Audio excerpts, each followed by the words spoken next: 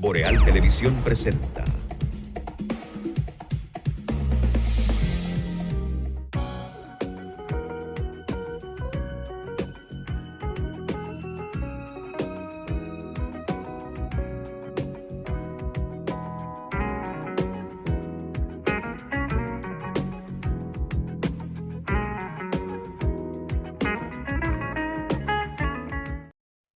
Gracias por seguir con nosotros y bienvenidos a este Café con Leche, que es el cierre de este bloque informativo que produce Boreal Televisión, originando desde Santiago de los Caballeros, cubriendo efectivamente todo el territorio de nuestro hermoso país, República Dominicana, así como también con presencia en los sistemas de cables, aplicaciones digitales y plataformas para Estados Unidos, Canadá, Puerto Rico, Centro y Suramérica, Europa y las islas del Caribe. En el día de hoy, tal como habíamos anunciado en el programa anterior, tenemos la grata compañía, la presencia de licenciado Julián Cerulle, a quien agradecemos que haya aceptado a venir a conversar con nosotros en este Café con Leche de Boreal Televisión. Y de nuevo decirle bienvenido a su casa, licenciado. Gracias, un placer. Buenos días a ustedes, bien. Con usted se pueden tratar muchísimos temas, pero yo quisiera empezar. Con nosotros está ahora mismo también Miguel Torres a distancia. Al camarada Danilo Basilio parece que hubo un problema de energía y está fuera de la conexión ahora. Pero me gustaría empezar, Julián, hablando del tema de la seguridad social. Por un lado, se ha estado debatiendo mucho el 30% que está solicitando el diputado Botello con el apoyo de otros 104, 105 diputados para la entrega de un 30% de los ahorros que tienen los trabajadores en la AFP. ¿Cómo mira y cómo analiza Julián Cerulle esta situación que se está dando? Bien, fíjate, yo nunca estuve de acuerdo con la ley 8701 tal como fue concebida, por su carácter de privatización que lleva. Y máxime porque nunca consideré que lo que tiene que ver con la pensión de los trabajadores tenga que ser administrada por instituciones privadas. Pero ya es una ley. La ley tiene muchas lagunas, pero eso no me puede llevar a mí a coincidir con una petición si no hay una basamenta por parte del trabajador de saber en qué va a invertir ese 30%. ¿Qué es el 30% de un trabajador que percibe un salario hoy en día de 17,000 y pico de pesos? ¿O de 10,000 pesos? O de 10,000 pesos, que es el salario mínimo en el Estado. ¿Cuánto tiene acumulado ese trabajador? ¿Cuánto va a significar ese 30% para él? ¿Tiene ese trabajador un proyecto para desarrollar una microempresa? ¿Para invertir ese dinero? No. Eso no significa que nosotros, en la modificación de una ley, se establezca que en determinado tiempo un trabajador pueda retirar su dinero. Por ejemplo, si un trabajador tiene más de 15 o 20 años trabajando y ese trabajador es desahuciado, concomitantemente puede retirar su dinero para que sumado a lo que recibe como contrapartida de sus prestaciones laborales, puede entonces iniciar un proyecto comercial, una micro, una mediana empresa, o invertir. Pero si ahora mismo lo reciben, ¿en qué se le va a ir? En pagar las pequeñas deudas o las grandes deudas que tiene para él en su casa, para poder responderle a la mujer o al esposo o al compañero que hay que comprar algo, pero no de inversión. Y en el caso también, Julián, lo me estoy explicando, sí, ¿cómo también uno concibe que dentro de una situación apremiante en términos económicos, el trabajador tenga que acudir a sus propios ahorros? No, no es correcto. Por ejemplo, no es lo mismo. Ayer me llamó un hermano y me dice, mira, hice lo que me aconsejaste, fui y averigüé cuánto tengo acumulado. Bueno, tiene acumulado casi 5 millones. El 30% es 1,5 millones. Con ese 1,5 millones, puede comprar una jipeta, puede comprar un carro, puede hacer lo que quiera. Montar una pequeña empresa también. Pero ¿qué va a hacer un obrero que tiene los 300.000 pesos acumulados? O 100.000, Julián. O 100.000. Pero es como tú dices, lo que tenemos que luchar es por modificar una ley para que sea más segura, más próspera, más integrada a la vida de un trabajador para cuando llegue a su edad. ¿Qué es la pensión? La pensión es la respuesta a los últimos años de vida que tú vas a tener.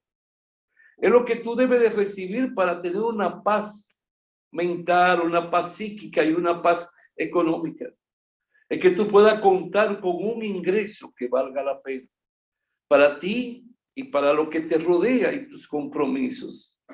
Y que tú puedas contar con casas para envejecientes. ¿Qué quiere decir una casa para envejecientes? Es aquella casa donde a ti te pueden llevar, ya sea a pernoctar por un día o ya sea a residir en ella con todas las atenciones, con médicos, enfermeros, enfermeras, toda la alimentación, deporte, entretenimiento y no sentir la soledad de la vejez. Eso es la vejez. Tiene que estar acompañada y tú no puedes debilitarla. Lo que hay que hacer es reforzar la ley para que sea una garantía real al patrimonio de vida, de existencia, porque la seguridad social es la respuesta desde el que tú eres concebido hasta más allá de la tumba.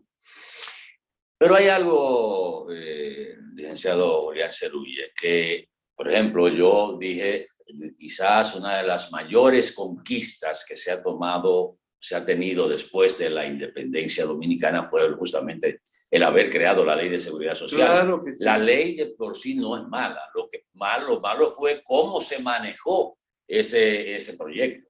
Mira, la esencia de una ley de seguridad social siempre es noble, con sus debilidades como todo, porque proviene de humanos.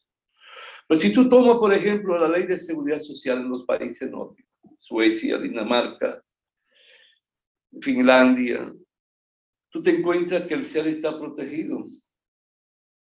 Es una protección donde tú tienes todo garantizado en tu vida, donde tú no vas a estar llamado a tener un solo centavo para poder entrar a un centro hospitalario. A ti ningún médico te puede rechazar porque tú tengas seguro, como en este país, que hay médicos que rechazan a un paciente porque no aceptan seguro. Y eso es violar la ley. Y ese ciudadano puede demandar a ese médico en daños y perjuicios porque está atentando contra su vida, contra su salud. Quiero que se sepa eso. A ese que está afiliado principalmente al trabajador, el médico no puede exigirle ni 100 pesos, ni 10 pesos, nada como parte complementaria. Sin embargo, el copago es una realidad aquí. Pero eso, sí, pero eso no es correcto, porque eso desnaturaliza la esencia de la seguridad social. Inclusive eso ha llevado a que la consulta resulte más cara para el contribuyente. Desnaturaliza. Eso se requiere fiscalización y se requiere autoridad de Estado. Son leyes de orden público. ¿Cómo tú puedes decir que un empleador puede hacerle firmar a un trabajador un recibo de descargo y que se incluya la seguridad social? Tú y yo no podemos negociar sobre la seguridad social. Tú y yo no podemos renunciar a derechos que están en la seguridad social, porque no me afectan no solo es a mí.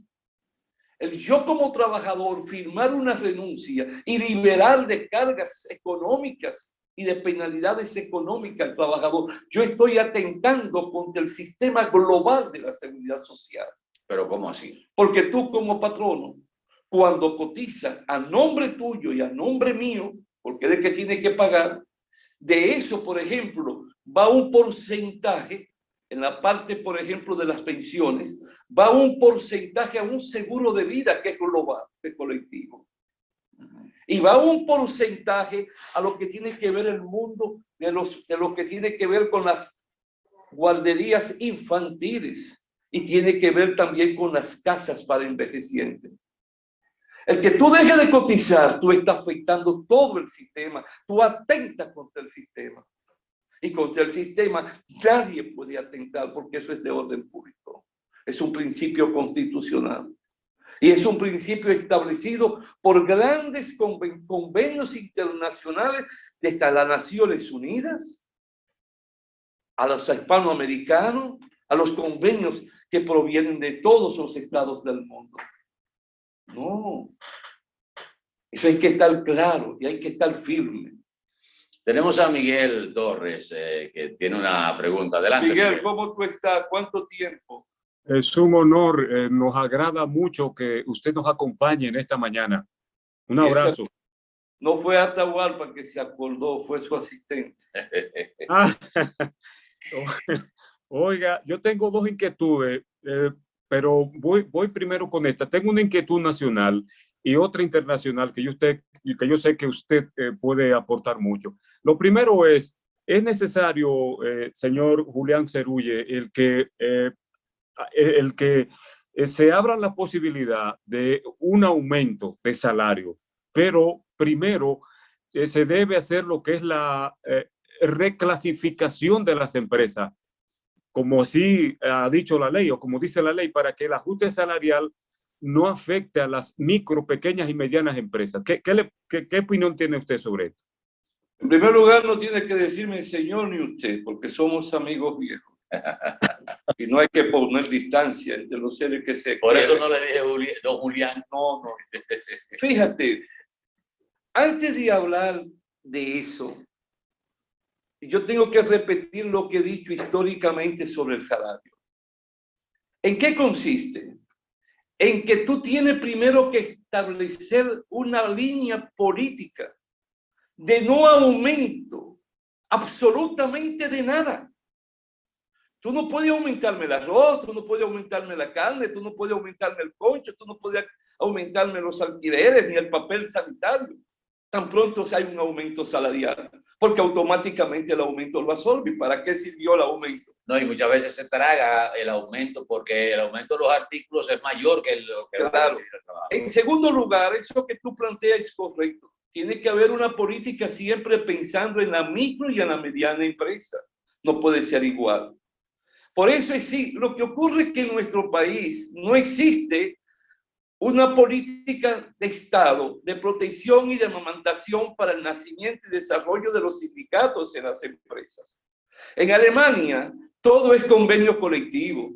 En Alemania no hay, podría decirse, ni una legislación laboral como tal. Las empresas establecen su conducta y su política socioeconómica en consonancia con el capital y la amplitud o la pequeñez de una empresa. Con el origen de su naturaleza. Con el origen de su naturaleza. Y para eso entonces está el sindicato que negocia el convenio colectivo con la empresa por 1 año, 2 años, 3 años. Pero siempre ajustado a la realidad de la empresa, porque el trabajador llega a enamorarse, llega a amar su empresa, porque ahí está su modus vivendi y transfiere también derechos a sus hijos. Te voy a poner un ejemplo de lo que estoy diciendo. El Central Romana. No voy a hablar de su historia, voy a hablar de lo que es en esta etapa moderna. El Central Romana tiene un sindicato y eso todos los años o cada 2 años discuten su convenio colectivo. Pero el Central Romana tiene una escuela para los hijos de los trabajadores. Lo forma hasta el bachillerato y le da una formación técnica y crea la base para los que quieren ir a la universidad. Mañana los trabajadores del Central Romana, por ese convenio colectivo, son sustituidos por sus propios hijos.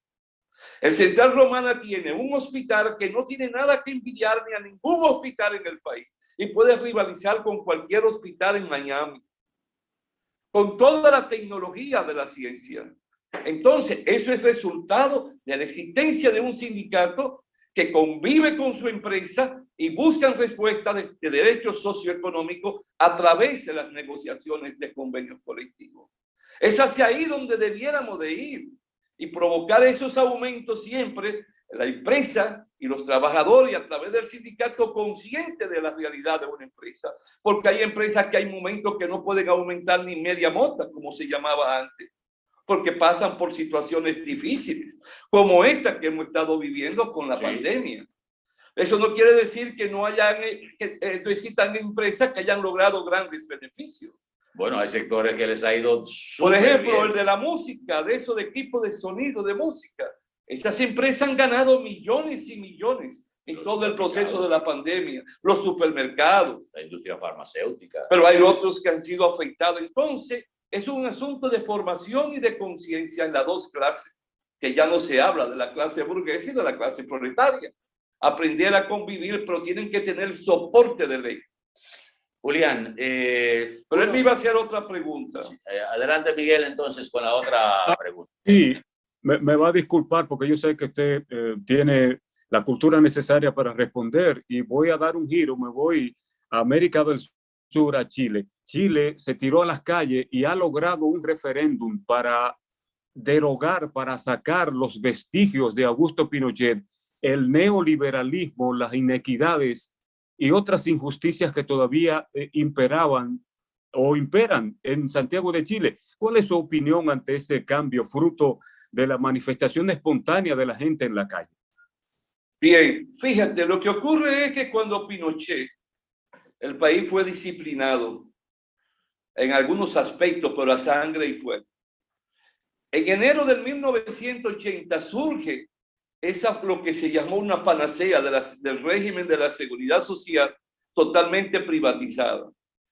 Pero en Chile se vivieron momentos y tiempos totalmente artificiales. Se hizo creer al mundo que Chile era la belleza, la grandeza y la pureza económica y social de América y del mundo. No, todo fue un fracaso.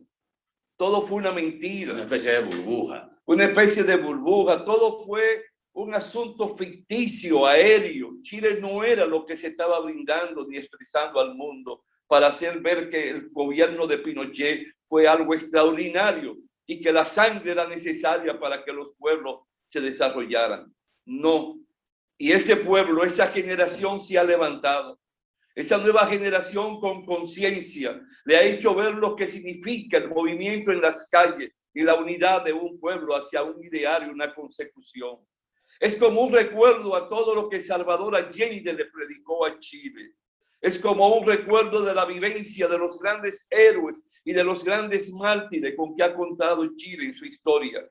No, esa tierra del gran poeta Pablo Neruda hoy está viviendo los momentos estelares de su vida y de su historia, porque quiere erradicar lo que fue odio, sangre, persecución y fuego, donde hubo tantos mártires, donde generó tanto dolor y miseria.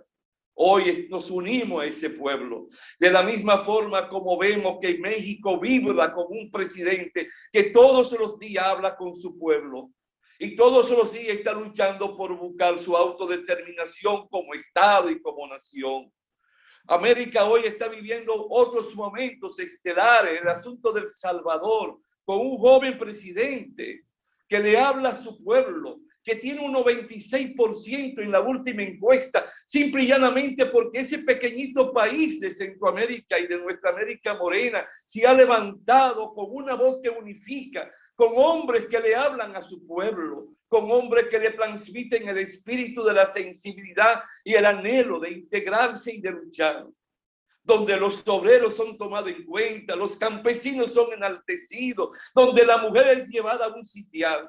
Eso es lo que quisiéramos que existiera en cada punto de la geografía y de la geopolítica del mundo. Julián, tengo tantas preguntas aquí que yo sé que el tiempo no me va a dar, pero quisiera englobar un par de inquietudes. Por ejemplo, uno de los temas que se ha estado tratando en la posibilidad de la modificación de la ley de seguridad social es el tema de las prestaciones laborales, que se entiende como una doble cotización por parte del empleador, y también que no existe, por ejemplo, un trabajador es despedido. Usted señaló, tú señalaste ahorita que, bueno, lo único que puede echarle mano es a sus derechos adquiridos, a su liquidación, en lo que puede conseguir otro trabajo. Y eso también se considera como una especie de carga para el empleador. Entonces, cotiza por un lado para los fondos de pensiones y la y la garantía del servicio de salud, pero también mantiene ese pasivo laboral. ¿Cuál es la opinión de Julián Cerulle en ese sentido? Si existiese ese punto para la modificación de la Ley de Seguridad Social. Mira, para mí hay una carencia de conciencia en nuestros empresarios. No en todo. Y te voy a explicar el por qué.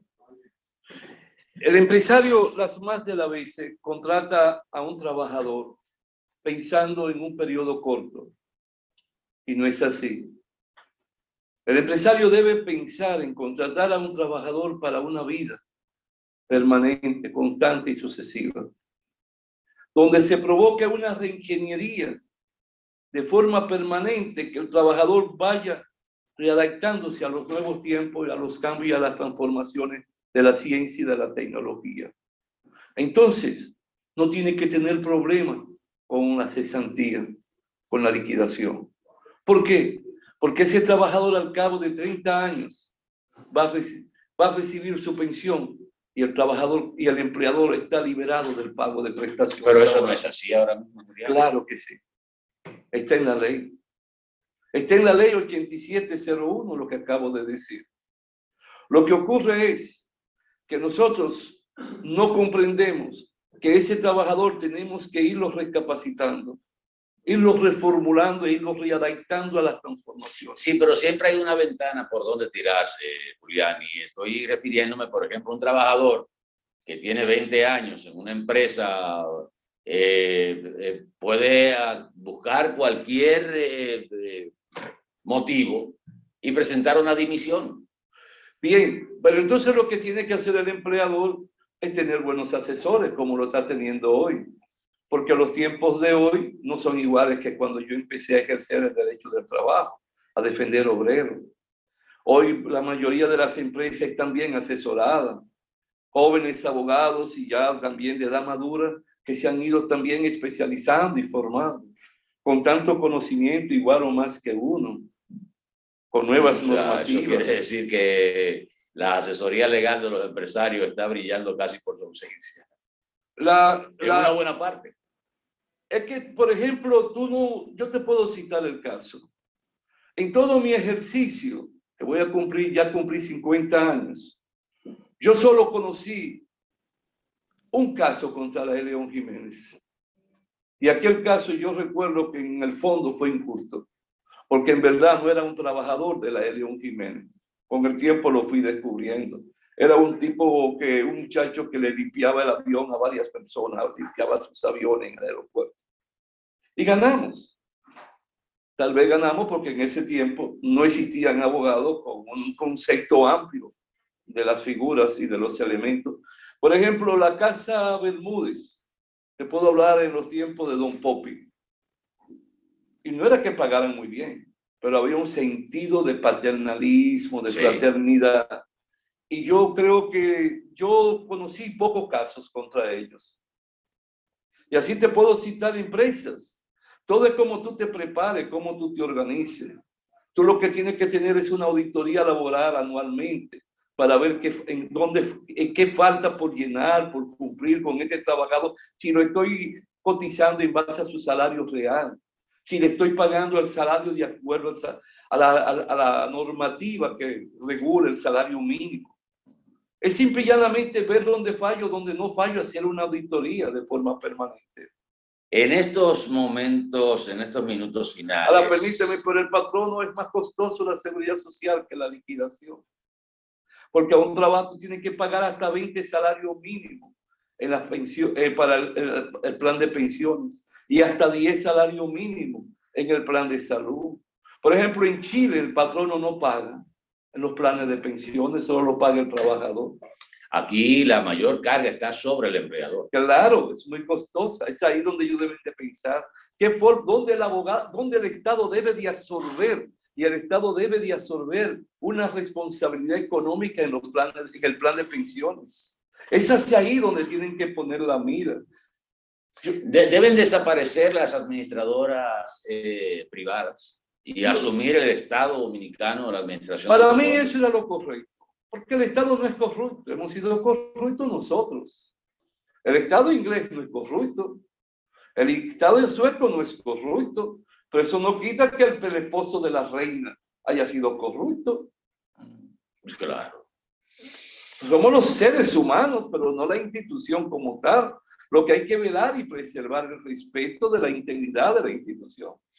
Me gustaría conocer en estos minutos finales, a 9 meses de la instauración del gobierno que preside el presidente Luis Abinader, una, si se quiere, evaluación de desempeño que usted pudiera hacer sobre estos 9 meses y también un enfoque sobre cómo se han manejado en medio de esta pandemia las relaciones internacionales de República Dominicana con Estados Unidos y con la República Popular China. Mira, hablar de 9 meses, una pandemia. Pero si yo un día pudiera conversar con el presidente, que no será un asunto fácil. Pero es muy accesible el presidente. Sí, pero yo le diría, el Estado es una razón de ser de la política como ciencia y como arte. La política es ciencia y es arte.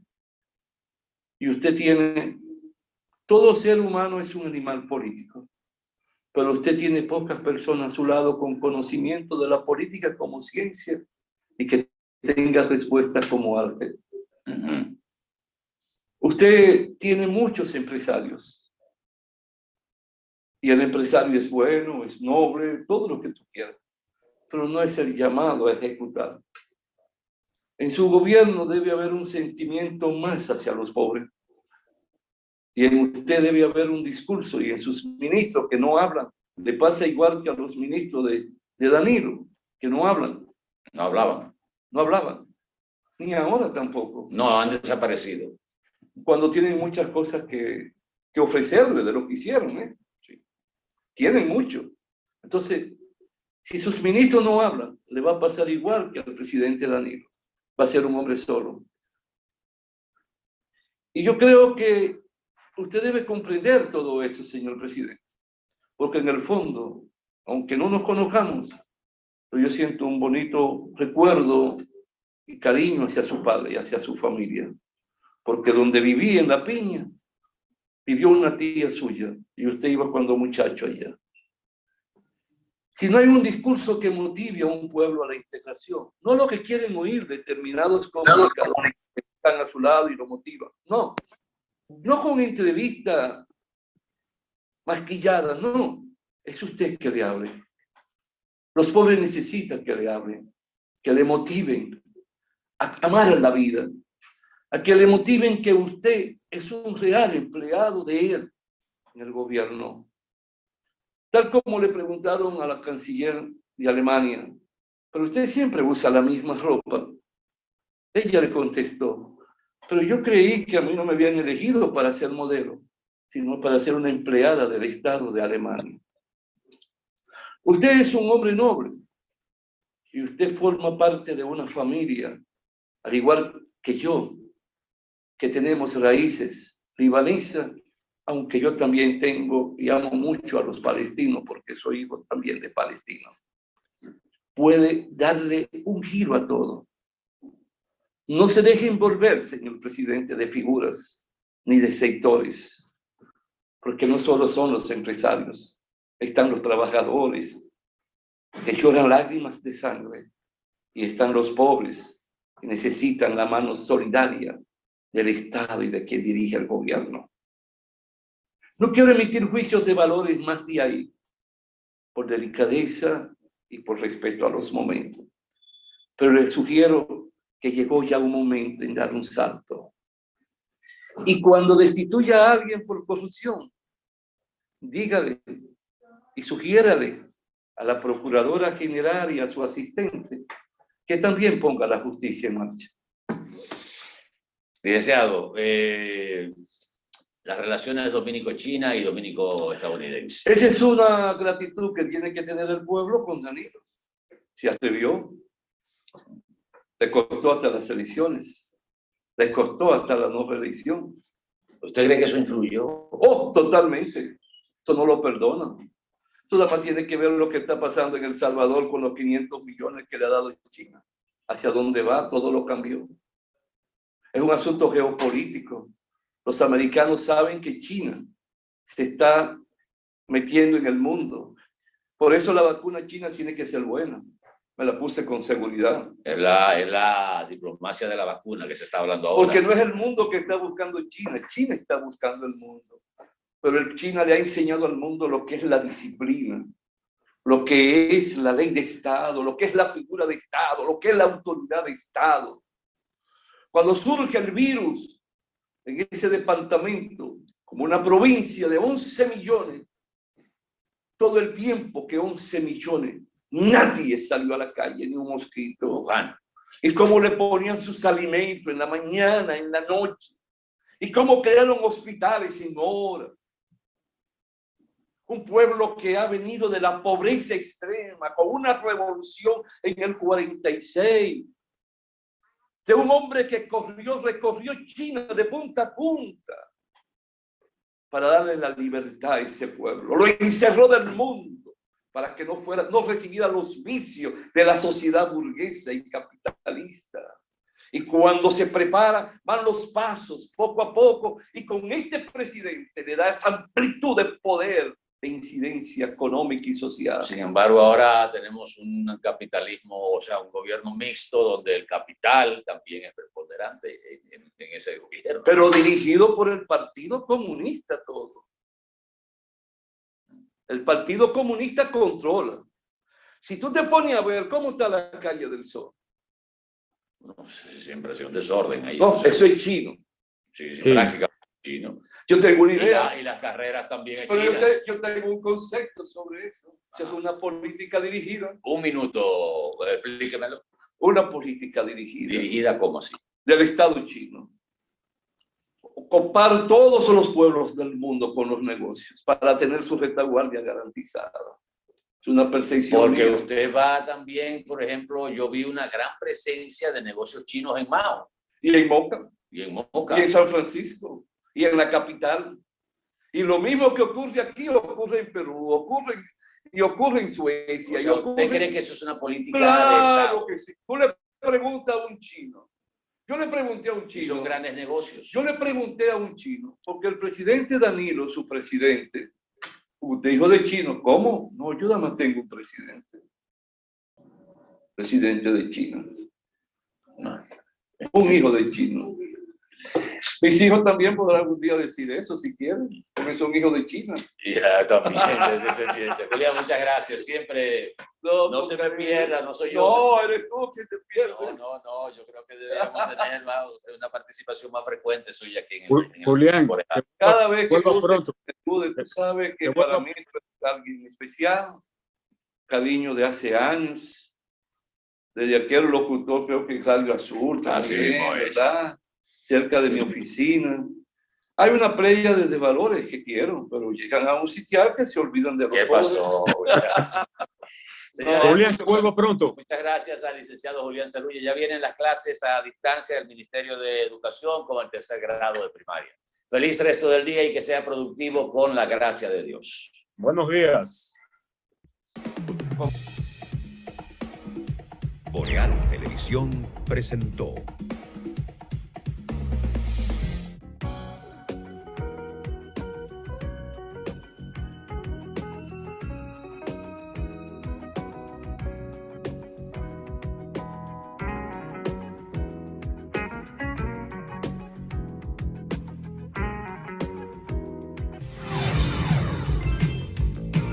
Estás viendo Boreal Televisión, voz dominicana.